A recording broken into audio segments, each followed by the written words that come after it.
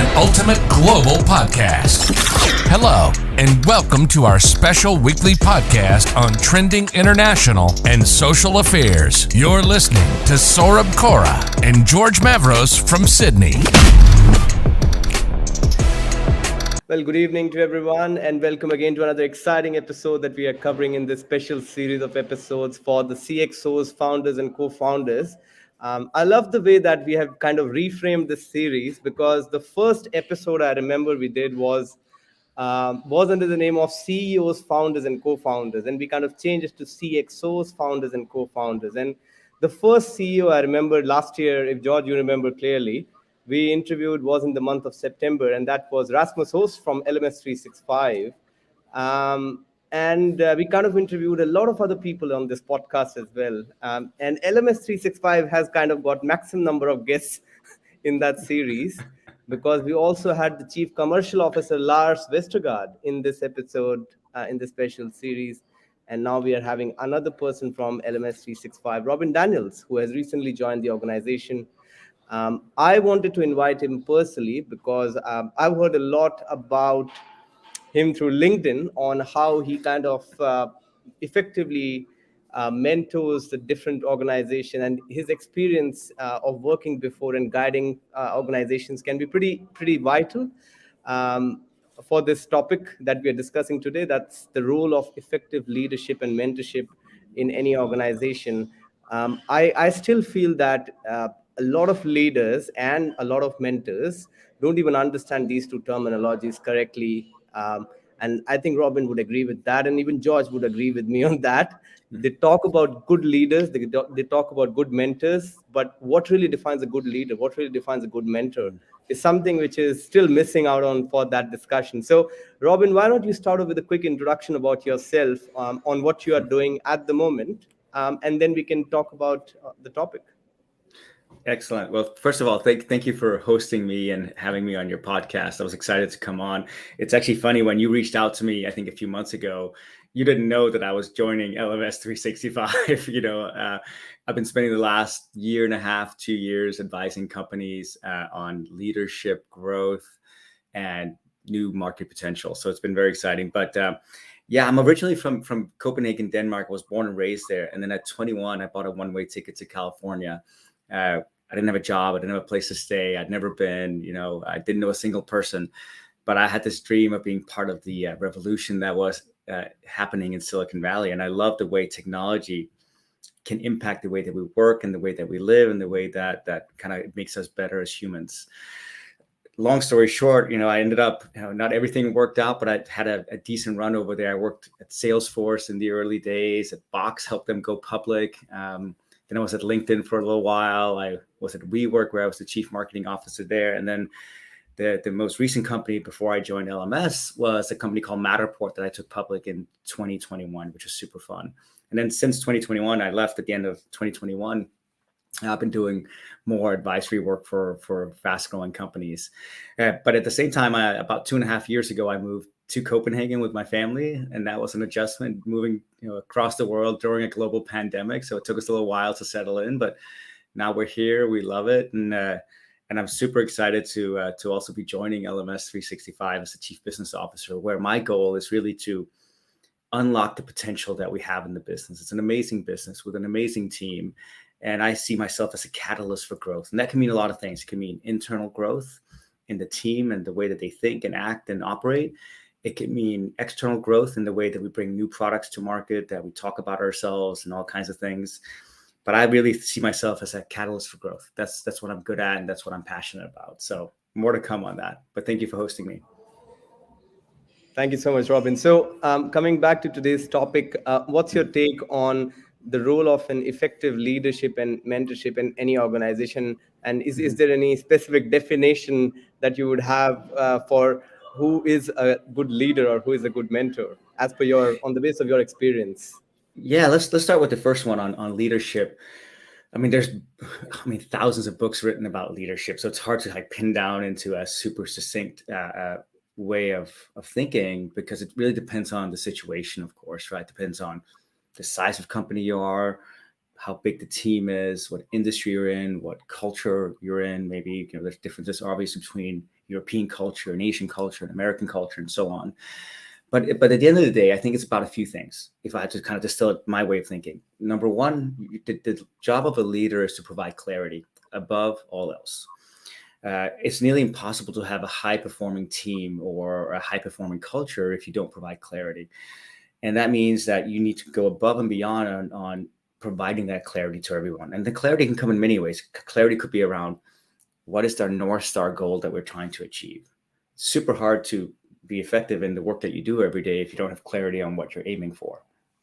That leads to a lot of downstream effects if you don't have that clarity. So that's number one, is the clarity on what it is that you're trying to do.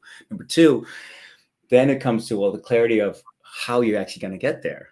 And that means, being really clear on what resources we're going to invest in this, who's going to work on what time frame we're looking at this for, getting clear on why we're doing it, all those kinds of things. So that's kind of a step down from there. And then, of course, ultimately it has to end on the person itself, the people you're leading, and they have to have clarity around what their role in achieving this is. What is my job in it? How am I going to get measured on it? How will I get recognized for it? And then once you get them on board with that mindset, then you can start executing. But there's often times when I see people don't have clarity around what they need to do. And I think at the end of the day, again, so many books have been written about leadership and around motivation and so on. I think motivation comes from two things, many more things, but the two most important things. Number one is, do people have clarity around what it is that they need to do, and are they motivated by it? Meaning, like, do you have a mission that you feel like you're passionate about that's worth fighting for? Do you wake up every day being excited by that mission? That's number one. And number two, do you feel like you're making a difference towards achieving that mission? Most of my career, when I think about the teams I've led, yes, of course, there's many other things that goes into it, but you can get through a lot of like hard times or crap, or you can like really lean in to be there for your team members if you know that you're fighting for something worth fighting for. And that could be a big why, or sometimes it's a small why, like we want to make a process better or something, I want to do this for my team. If you know what you're fighting for and you're passionate about what you're fighting for, and you know that you're making a difference every day. The worst, I think, for all of us is when you have those crazy weeks. It's like Friday evening and you're with your family or your friends, and you're kind of looking back and reflecting on the week, and you're like, I was so busy. I was in meetings all the time. I was working 80 hours, 60 hours, just working all the time, catching up on stuff. But I don't really know if I achieved anything. I don't really know if I made any difference towards the end goal. It was just fighting fires. Those weeks suck, and I certainly have those myself. They're unavoidable. But as much as we can minimize it because we know what we're working towards, that's usually what I think drives really great motivation.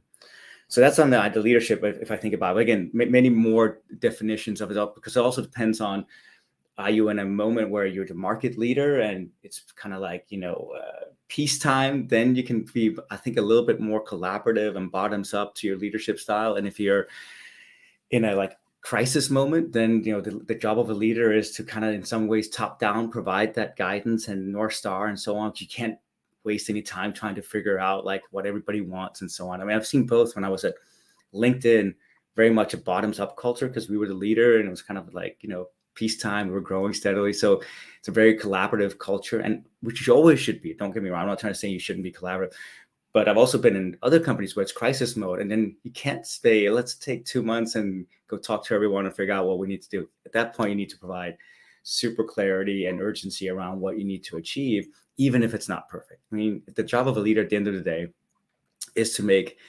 decisions, hundreds of decisions in a week or in a day, even sometimes without perfect data or without the perfect information. And that's just kind of how it is. Okay, so that's leadership. We can also dive into mentorship, but I want to stop and see what your thoughts are on this. No, absolutely. I want to bring in George into this discussion as well. So George guides a lot of other salespeople and businesses across organizations. He has himself been a tremendous salesperson over the last couple of years, many years, I would say. And now he is a business coach. He's my personal and professional life coach. Whenever I have to take advice, I go to him. So why not, George, you come into this place and talk about the other component, that's the mentorship, and probably comment on what Robin said before. Okay, well, to your first point, you're talking about a lot of people don't understand the difference. For many years, and I'm sure you've come across this, Robin, I have to put up with people that if you talk to them about being a business development person or a sales manager or a marketing manager or a sales rep or a territory rep or a this rep, and they go, well, that's all the same, isn't it? They just take that whole thing and they have no idea that there is a difference between somebody in the old days, before we had gender equality, you had a salesman and you had a sales representative. Now, a lot of people don't know, but from a legal perspective, if the salesman said the wrong thing, the boss could say, look, I'm sorry about that. If a sales representative made a commitment, the company was bound by it. Mm-hmm. So there was that slight difference. If I offered you 10% discount and I'm a salesman on my business card, Robin could overrule it. But if I was a sales rep, you could turn around to Robin and say, well, he's your representative. Okay. But a lot of people see salesman, sales rep, salesman, all that sort of stuff. And then anybody in the techo world, you have more classifications for sales roles than I've ever. Thank God we've still got the alphabet that we can get an acronym. So now let's talk about mentors and leaders, and let's talk about business coach, advisor, consultant. Right? Those three are different. To be your coach, to be your advisor, to be your consultant are quite different.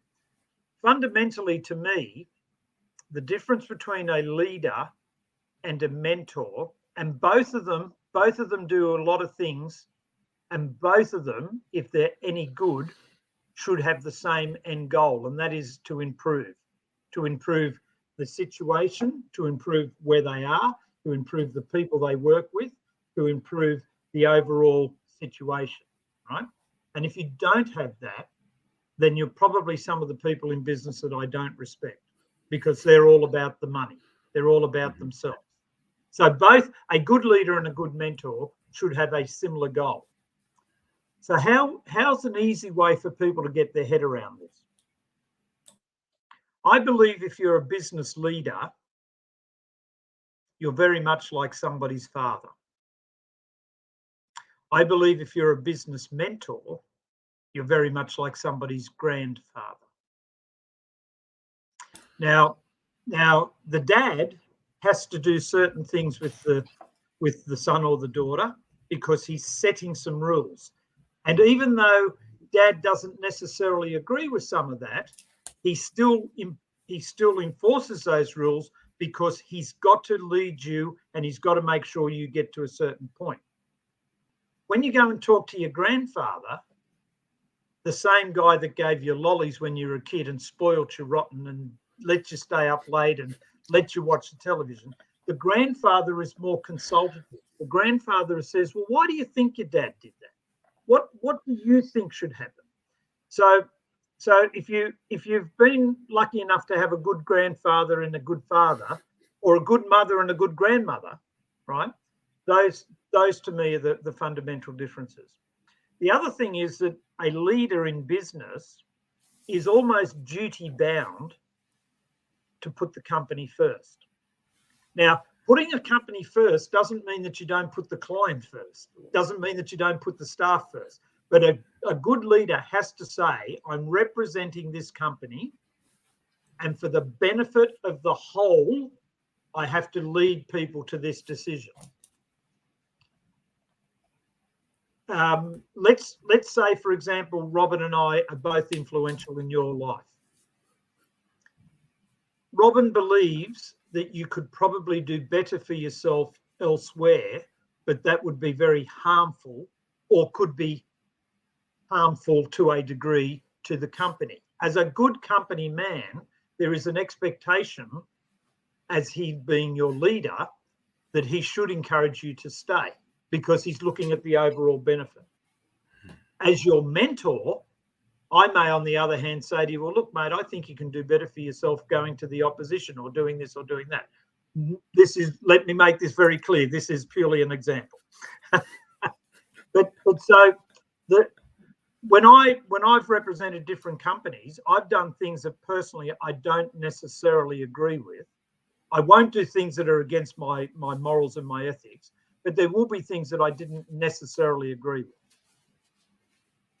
as a mentor, as a business coach, as a business advisor, I won't work in an area where I have to compromise those beliefs.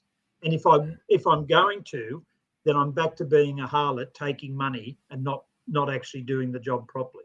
So there's and that doesn't mean being a leader, you're a harlot. No, there's a different set of responsibilities. I was the president of a soccer club. I was the coach of a soccer team. I was the captain of the soccer team, and I was a player. And for 5 years, I behaved myself on the field. And the first year I had stepped down from being coach, manager, and president, I gave the opposition stick because I'm a very mouthy person. What was the difference? Because the previous thing, I was actually in a leadership role. Yeah. I'm not allowed to do certain things. Yeah. On the other side of it, even though I wasn't captain, coach, manager, whatever, I encouraged and I mentored the less experienced players to get better things out of them. As a captain, I would say, I don't care what you think, Robin. I don't care what you think, Rob. You're going left. You're going right. That's it. Why? Because I'm the leader, I'm the captain, and that's what we do. So there's responsibilities with each. I love it. I absolutely love the distinction of father, grandfather, mother, grandmother, and just the difference of. I mean, for me, it's my uncle. You know, I go to my uncle a lot. He's my parents got divorced when I was pretty young, so I didn't really have a father figure. So my uncle, he played that role in my life. The other thing that comes to mind is one of the greatest entrepreneurs of our time, one of the best business leaders potentially, maybe is Richard Branson, and he said, Customers don't come first. We are lifelong friends, Robin. Yeah. He said, customers don't come first. Employees come first. Take care of your employees, and they will take care of the customers. And it's one of the worst neglected secrets of modern business is companies get so focused on endless growth and revenue, and let's focus on the customer. And of course, don't get me wrong. Of course, that's mega important, but take care of your employees, give them the guidance, the leadership, the mentorship that they need to be successful. Create an environment where they can do the best work of their life. I'm coming into LMS 365. It's my 4th week there. And there's a lot of great stuff that's happened in the company. They've built an amazing team already. And I want to honor that, but I also have a firm eye on the future and what we can do better and how we can improve and constantly innovate and grow as a team. But I want to do that in a way where I create an environment where people are motivated to show up every day, where they feel empowered and can do the best work of their lives. Because if I do that, guess what? Then we'll take care of our customers better. I sometimes see these studies in news journals, BBC, CNN, whatever. New study shows that, a 20-year study shows that happier employees are more productive. And I just go, yeah. No shit. Of course they are. Like it's not rocket science. You didn't need 20 years of studying this to figure out that happier employees do better work.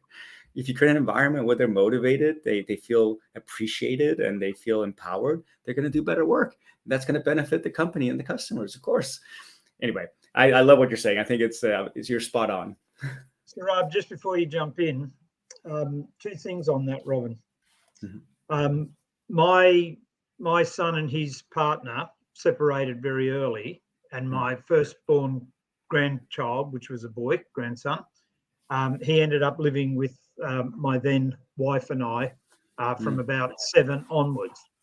And I resented my son and his partner for many, many years because I often said I never got a chance to be a proper grandfather. So when my grandson got to I think he was about 12 or 13, and we had a 2-story house, and we had a big rumpus room downstairs. And I got a hold of him one day, and I said to him, we need to have a talk. And so we went downstairs, and I said, whenever I'm down here, I'm your grandfather. Whenever I'm upstairs, I'll be talking to you like your father. And I explained to him what that all meant. And it was only a couple of weeks later, and he came home one day, and he said, hi, how are you? I said, good. He said, you got a minute? I said, yes. He said, we need to go downstairs. I need to talk to my grandfather. So what would happen, we would go downstairs, and I'd say, as a fatherly figure, I would probably take it this way. So it was a safe haven for him. And that relationship bloomed from that moment on. The other one that I want to share with you, Saurabh, and with people listening, I was with a company and I was managing director of the company. And I ended up leaving that company over a matter of morals and issues, ethics. And I didn't agree with what management was doing. And I said, I'm out of here. And a number of the staff came with me.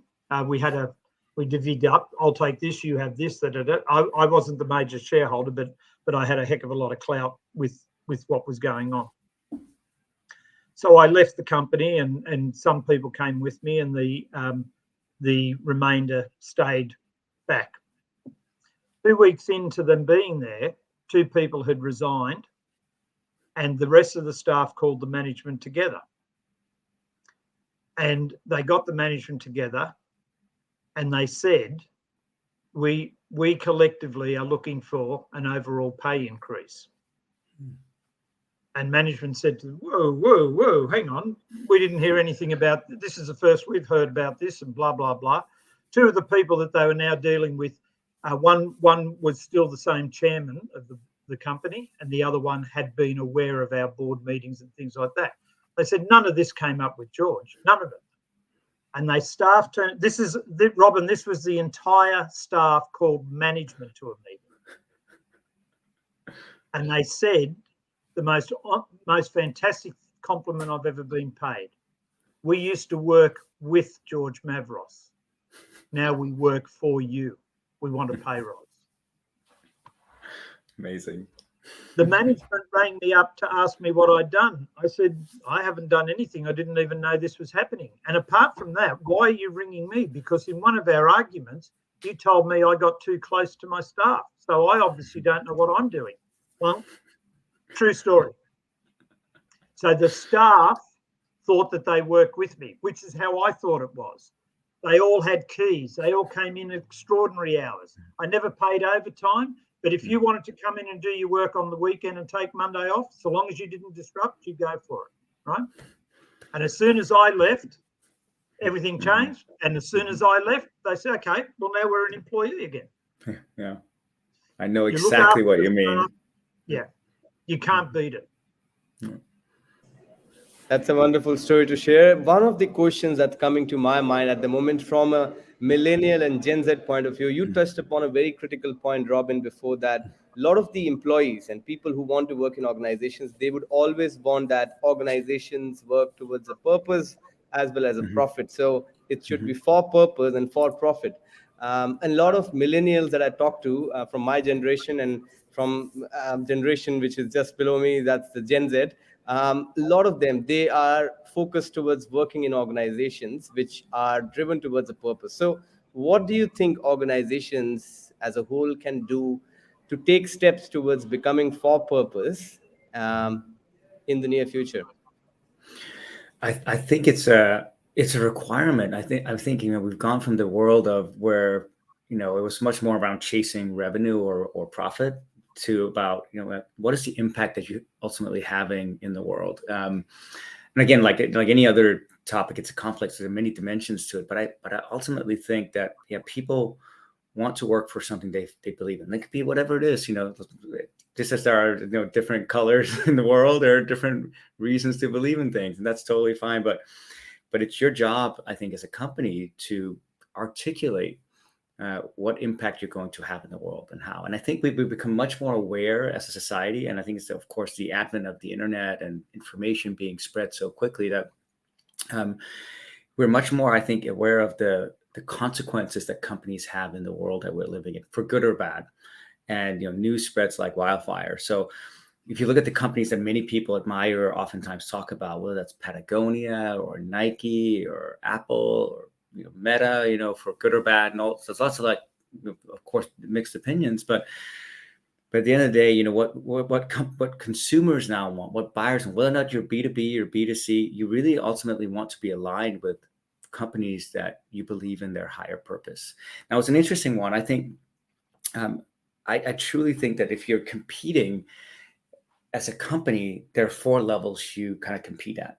You can compete at the feature level, the product level, the category level, and ultimately the movement level. And if you're selling to a company, I think or a buyer, you have to start at the bottom level and convince them why you have the best product, and then you can move up to why you have the best product with the best features, and then ultimately, if you become a category leader, that way you also create kind of a more of a movement around what you do. But it's interesting when actually I think you're trying to recruit people, or you're trying to sell to investors, you get funding, or whatever it is that you're doing. You actually go the opposite. You start at the movement level and then you move down. Like if I'm going to recruit somebody, let's say into LMS 365, I'm not going to go and start at the bottom and say, oh, we have this amazing feature, this is why you should come work with us. No, I'm going to go talk about the change we're trying to impact in the world, and the movement we're trying to create, and the impact we're going to have on our customers and the people who use our technology and all that, and the great things. And then at some point they might ask, what do you actually sell? Well, we sell this product and this product and so on. And I think that's a little bit different than if you're actually out selling to companies. You go the opposite way. But again, because sometimes I go to these websites for companies, and their messaging is so high level, I have no idea what to do. It's like, oh, it sounds fancy. We're trying to create a world where people collaborate better. Okay, what does that mean? That can mean anything, right? So if you're a customer looking for a product or a solution, you need to know what you're getting. So be much more specific at the feature, at the product level. But even customers at some point want to also be part of something. That's why I'm saying you got to then move up the hierarchy. The greatest companies have done that, and that's oftentimes at least a year-long journey. Mostly, sometimes decades. I mean, again, Patagonia and Apple and Nike, some of these brands that we love, have been doing this for decades. But the reason you want to ultimately move up to either be the category leader or the movement leader is because your loyalty becomes a lot higher from your customers. Even when Patagonia maybe screws up, or Apple comes out with a product you don't love, you'll still stick with them, right? Because you're part of their movement. Your loyalty becomes a lot higher as a customer, and your revenue potential as a company also becomes a lot higher, because you're the default choice. You're the one that everyone knows and talks about. You're leading the conversation. You're not like following the conversation. So coming back to what that means from an impact. So I think companies have to be a lot clearer around ultimately the category or the change or movement you're trying to create in the world, and why. Because they can be like good or bad things about it. This is one of the things I've noticed about working now here in Europe. It's really interesting. I actually think there's a lot of really great companies being created here, a lot of great technology companies, where the thinking is very deep around not just the product that we're selling, but also the consequences of the product. Like, what could it actually turn into? And I think sometimes when I think about my experience in Silicon Valley, because there's so much of a mentality of moving really, really quick, sometimes that gets neglected, the ultimate impact. I think, the ultimate example probably that people talk about is Meta or Twitter. And again, to be clear, I don't think that anybody had any intention of, or not foresight of what this could have turned into, right? Like the fact that, it's a lot of misinformation or trolling or whatever it is. But at the same time, you also think, okay, well, now that we've known this for a while, shouldn't we try to do something more about it? I think it's disappointing to see some of these mega platforms not move quicker to solve some of these things. When you reach that point, you have a responsibility, I think, to actually, do something that impacts the world in a positive way. And I'm not trying to pretend that it's easy or simple to do this. It's not, of course. These are platforms used by millions or billions of people around the world. But I also think now, coming back to the point of the story and what people want, the Gen Z or millennials, they want to work for companies that they know are having a positive impact on the world. I think it's going to be much harder for Meta to recruit people based on all the stories that have come out in the last couple of years. I think it is. And I know some people over there, they're good people, but even they are like starting to question like themselves working there, And so it's people want to work for things that they, again, coming back to what I said earlier, you want to wake up fighting for something that you want that you believe matters. So coming back to the idea of how you combine that with leadership and mentorship, it's the job of a leader or of a mentor constantly provide that clarity around what it is that we do. Again, when I worked at LinkedIn, I think it was one of the most well-run companies that I've ever worked for. And we did our all hands meetings every 2 weeks. And Jeff Weiner, who's an incredible CEO, would come on, and every 2 weeks we had to bring the whole company together. So it's a big ask, to bring over 10,000 people together. And every time he would start, the first 5 to 10 minutes was always talking about our North Star goal, talking about how we're trending towards reaching the North Star goals, And then you'd get to news and updates and new things we're doing and so on. But it meant that it was just completely ingrained into everyone, and there was no ambiguity or doubt about what it is that we're trying to achieve. Right? It was because every single meeting always started with, here's our North Star goal, here's our mission and vision, and here's how we're trending towards it. You ask anybody in LinkedIn, they knew exactly what it is that we were trying to do. And you go to most companies and you kind of move a little bit away from leadership to management or individual. A lot of times you ask them, what is it that we're trying to do? Do you know the story? And you get like 100 different answers, thousands of different answers. So it starts at the top because it cascades down. One of the other interesting questions that just popped up in my mind, Robin, was that since we are also talking about millennials, do you see that universities, your parents, schools, all of these entities, because they form a very critical part of the foundation, being you as a child, also form the foundation to make future leaders, effective future leaders and mentors? Yeah, yes. I mean, this is such an interesting topic. I'd love to hear what George has to say, because you've also been such a leader in so many companies. I mean, at the end of the day, if you try to simplify it, you've got the hard skills and the knowledge you need to do a job well, and then you've got the hard skills, right, as well, of how you actually need to like do a job well as well. And I think about, I would say 90% of the coaching I do, the mentorship I do, the feedback I give is usually more around soft skills than it is around hard skills.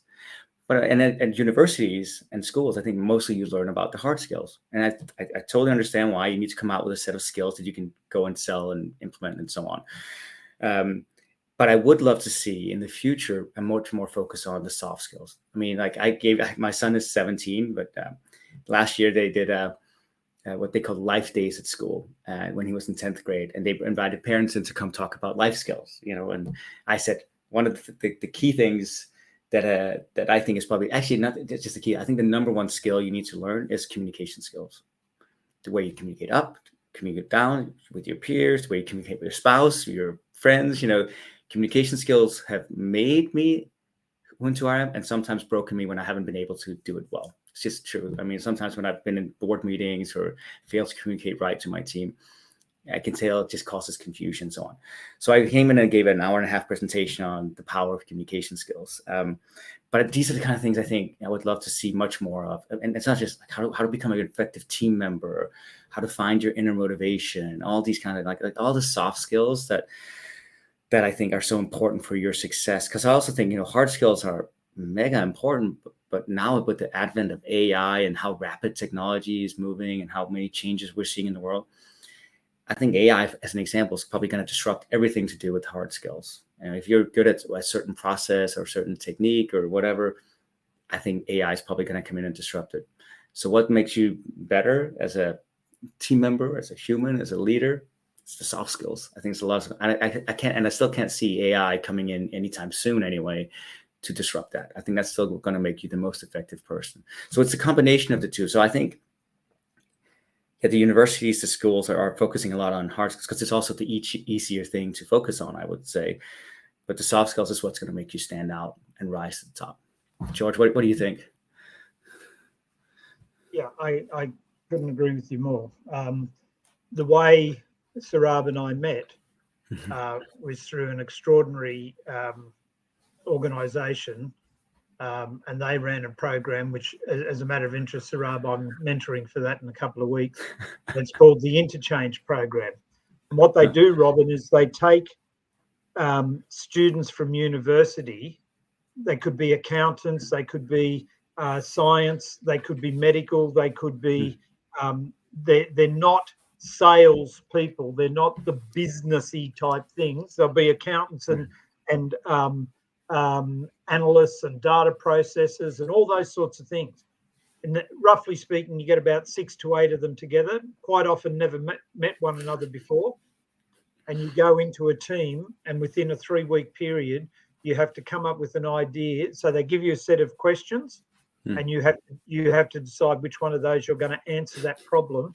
They have to come up with a mini business plan, a mini marketing plan, a budget, an advertising, and a 3-minute video pitch. I love it. right? Now, those people come out with some sort of understanding of what business is about, not just one and one makes two. Mm-hmm. I'm also the CEO of a foundation, and one of the things that I've believed in for many years is that anybody that thinks that we're going to solve all the problems in the world, whereby we don't need charity, is just crazy. It's just you're living in gut. We will always need charity. Yes. And as the population gets bigger and society gets harder, we're going to need more charity. So for me, it's about getting more people on board to solve the problem of helping in the charity. And so, as Sarab knows, I launched a program last year, which is called Getting Better Business by Getting Better Business People. And I'm introducing university students into BNI, which is a networking group, to give them the right understanding of BNI's philosophy is givers gain, so that as they come out and into the business world, we have a better spirit, and they then eventually become managers. And now you've got the good feeling at the top, not the bad feeling at the top. To your point about people want to have purpose and that, Sarab, if I'm going to go and work 40 hours for you, for Robin or George, and one of them's actually aligned to what my personal goals in life are, then I'm more likely going to pick that person. And the interesting thing is when you get staff that are more aligned to the values and the morals and the ethics of a company, they tend not to need as much income to do it. Yes. When you have staff constantly chasing you for a pay rise, what that member is actually saying to you is, there's nothing else that's motivating me to be in this bloody place. You might as well pay me more money. Completely. It's also, if you come back to the pyramid, the hierarchy of feature, product, category movement. The reason you want to move up is because of more revenue potential, more loyalty as a company. But I think the same goes to your point around personal motivation. I mean, because wanting more salary is a feature, right? You can always ask for more. But if you have the motivation of why, the movement, right? I'm part of something bigger than myself. I'm having some impact in the world.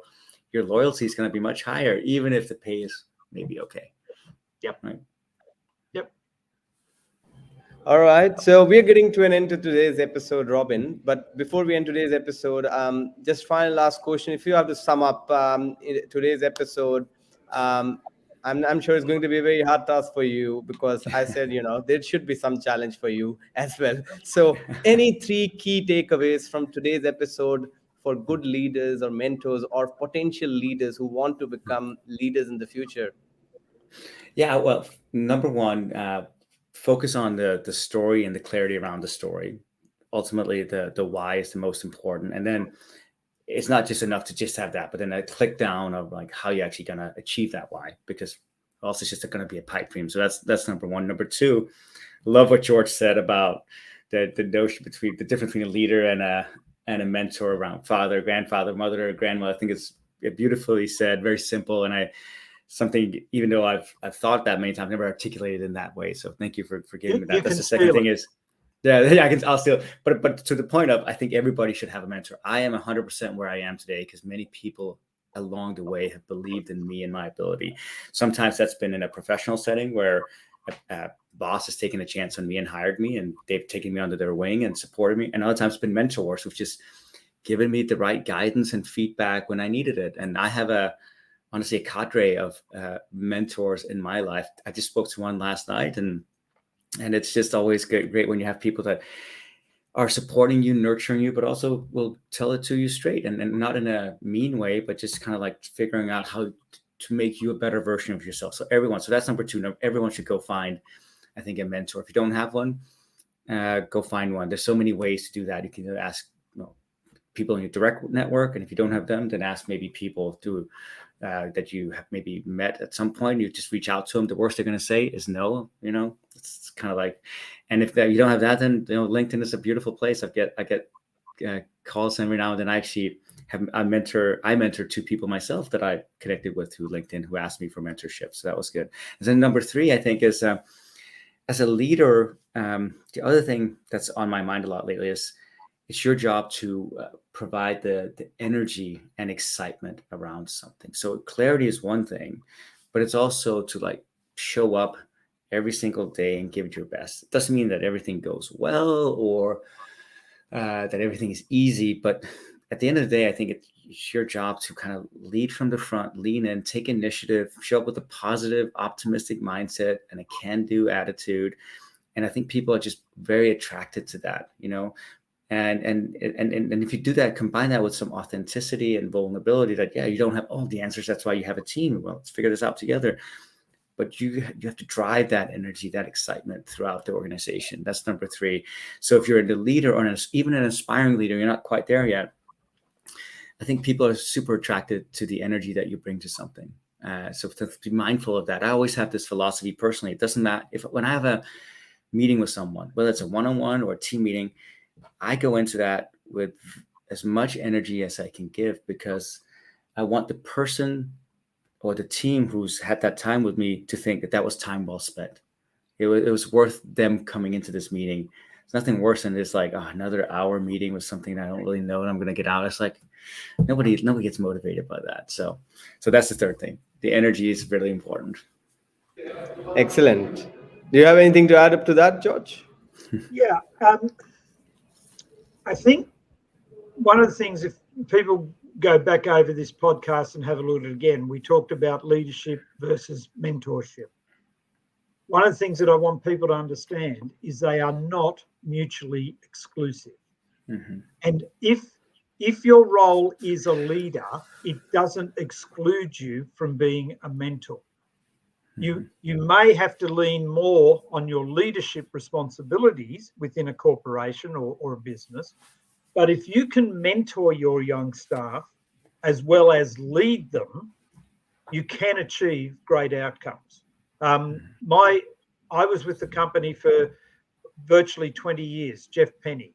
Now he was the owner of the company. He was my boss. I answered to him all the way through.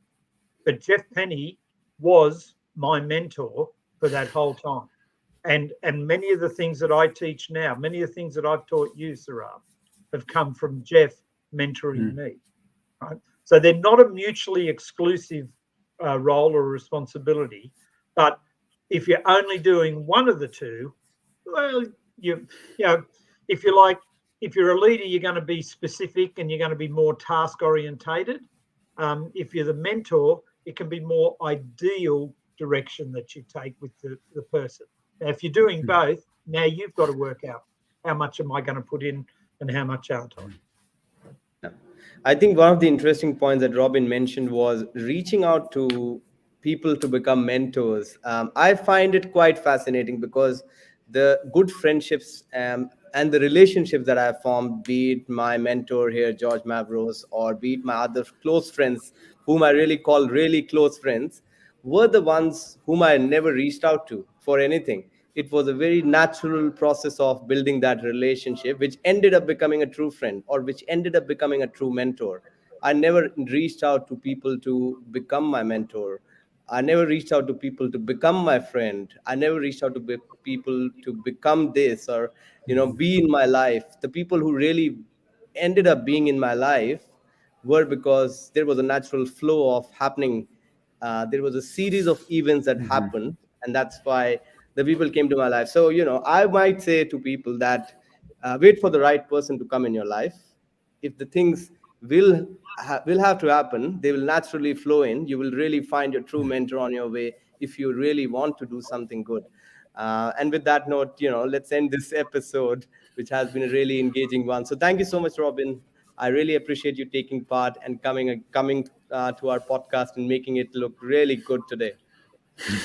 Thank you. Thanks for inviting me. I have certainly enjoyed this podcast, Robin. I look forward to us talking again. Yeah, me too. Me too. Great to meet you, George, and thanks for hosting me, both of you, on this. Love the topic. This is an ultimate global podcast. Hello, and welcome to our special weekly podcast on trending international and social affairs. You're listening to Saurabh Kora and George Mavros from Sydney.